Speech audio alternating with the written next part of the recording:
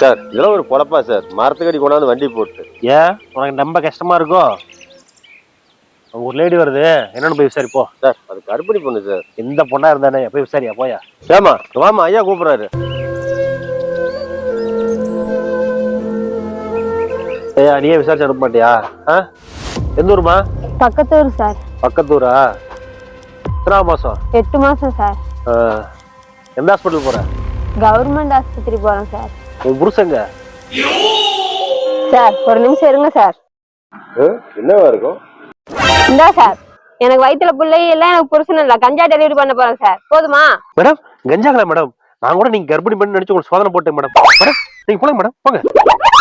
Sir என்ன sir அருகடத்தனமா இருக்குது? பிடிச்ச ஒரு கஞ்சா கேஸை அனுப்பிச்சு வச்சுட்டீங்க.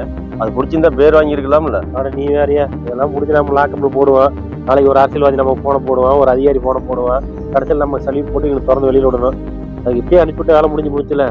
ஐயோ, ஒவ்வொரு போலீஸ்காரனுக்குள்ளேயும் ஒரு நேர்மையான போலீஸ்காரன் இருக்காயா. அவனை கோலையாக்குறதுல யார் தெரியுமா? இந்த மாதிரி கஞ்சா பாட்டிங்களும் அரசியல்வாதிகளும் பெரிய பெரிய அதிகாரிகளும் தான். அதே மீறி நம்ம நேர்மையா இருந்துன்னு வச்சுக்குவேன், ரோட்ல ஓட விட்டு வெட்டுவானுங்க. ஆனா அந்த ஊர்ஜனெல்லாம் இன்னும் வேடிக்கை பார்ப்பானுங்க, எவனும் வந்து காப்பாற்ற மாட்டானுங்க.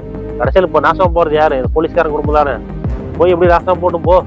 ஜூ ஜூ ஜூ வாடி செல்லம், உன்னை கொஞ்ச நேரத்துல வித்து காசாக்கிடுறேன்.